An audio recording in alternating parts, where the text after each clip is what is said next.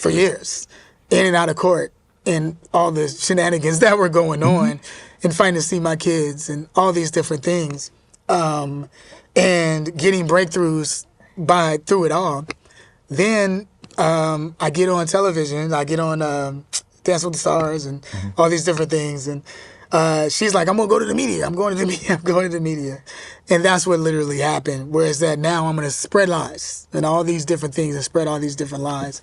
And one thing that I did know is that you don't argue crazy. And the thing also too is that when you're going against a monster, it's not calling her a monster, but someone that's doing monster type of tactics, you got to make sure you don't become a monster throughout the process. Yeah. You know what I'm saying? So I was like, and I also want to be the father to my children and not embarrass them. Right. And the thing is that I have so much information that I could be like, oh yeah, let me turn on the camera and say these different things about you and what the process of what you're going to.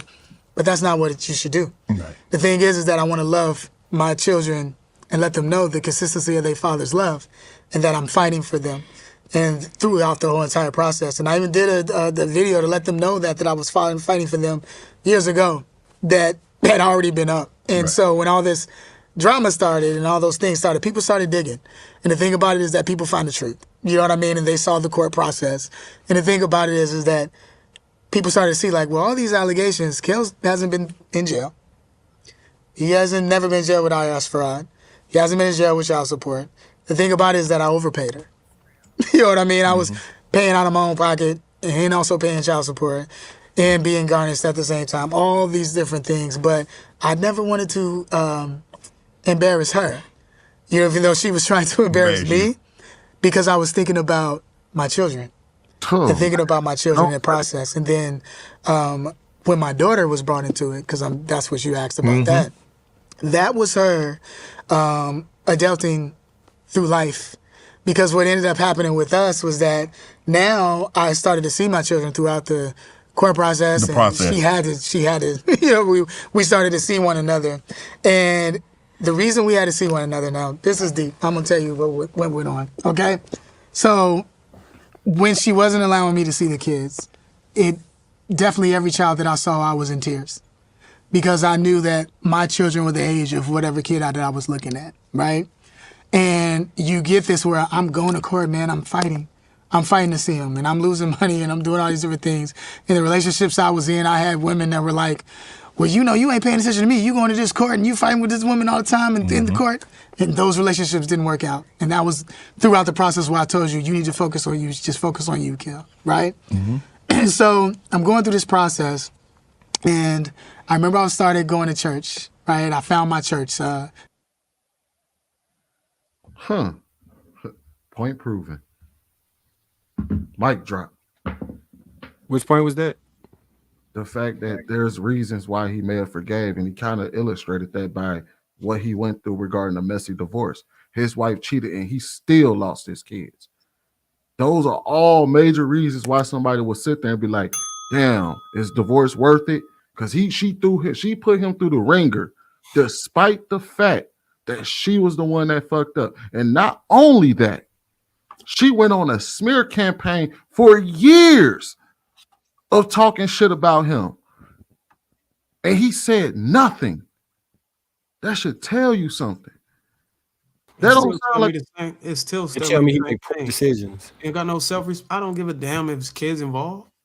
Man, see, and I'm not finna sacrifice my dignity, my self-respect over not. So you would lose your kids. So you would sacrifice your kids, or being able to see your kids, if you knew without a shadow of a doubt that if you divorce your wife, you would never see your kids again.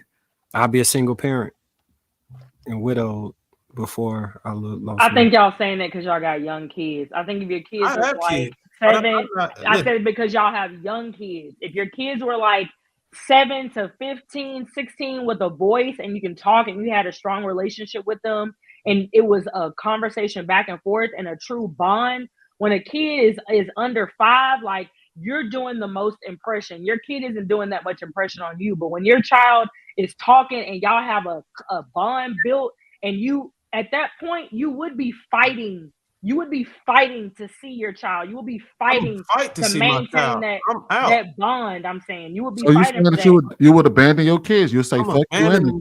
Nobody said nothing about that. No, that's what he said right now. He said I'm out. I'm not compromising. I'm not compromising myself. I'm not compromising for no heathen. I think this is that actual tool that's been used to destroy man for years and years. This situation right here has actually been breaking man for years. And until they're willing to say fuck everybody and care about themselves, women are gonna still be able to use this goddamn tool. They still gonna be able to use it. You got to put away your feelings. Shut your damn. My heart gonna be fucking a black hole. Fair enough. I won't give a shit about nothing. I'm not gonna compromise myself. Fair enough. Not at all. I mean, I grew up got it differently. I ain't gonna lie. That's kind of wild for Bruiser to say live on TV. Nah, fuck everybody. You gonna go? I'm getting my kids. I appreciate the honesty, Bruiser. I'm gonna have multiple kids. You're not finna put me in no ultimatum or compromising situation, so you can go and bust it open when you want to and have kids and use the threat that I'll never see my kid. Man, fuck them. I do want to let me get D in there real quick. I got a 2-year-old and 9-month. Oh, I'm not gonna compromise myself. All right, go ahead, D. You want to chime in? Yeah, to me, it just boils down to a respect level. And sometimes when you look at people, I can get over on somebody. She's seen the value in him, the resources, her continuance of everything. And so it's just one of those streamlines to where he's in a position he could lose more, even though he's not in the wrong, but he's going to lose more even when it comes to the cost and the just everything else that will trickle after the fact. But just listening to everything, it's just, I've always been told that women are more emotional. So there's going to be that connection, even if you decide to, step out of your relationship or something. Men have a more so strong sense to where they can be engaged in activities, but not necessarily have that connection. But I don't know, all in all, it's just, and I think today's society, we see it into the dating world today, dating for purpose. What does it look like? But then again, it's like with his journey and whatever, how it looks like, and just keying back to in the right state of mind. What is his mental health? What is he processing? What exactly? And you have to have that word for yourself as a man and as a woman, but it's just speaking on the facts. And a lot of people, they are afraid of the truth. And whether it stings or not, that'll be something that I would have to face for myself. And what does it look like? When you get into divorce proceedings, are you prepared for really what's to come? I think it's so important today. You have to make yourself knowledgeable, especially when you get into just marriage, having children, if they're young or older. So I know individuals, they got grown kids, but yet they're still afraid of, they just want to have somebody, like, just to say like, oh, I'm in this relationship or I'm married. You're willing to stay and to be that. To me, I would just be somebody to where peace is everything. I'm not going to stick around. And if I'm crying, if I'm doing whatever, like joy is everything to me. So it's just, I don't know. This is just, I know we're getting his personal stance, but this lady, she just kind of moving a little different for me than what I. And I got one more thing. Sweetie, I love you like a brother, man, because we on King Talk, but I think we got to stop associating the term abandon your kids with men who decide to bow out of a situation when a woman is punking them.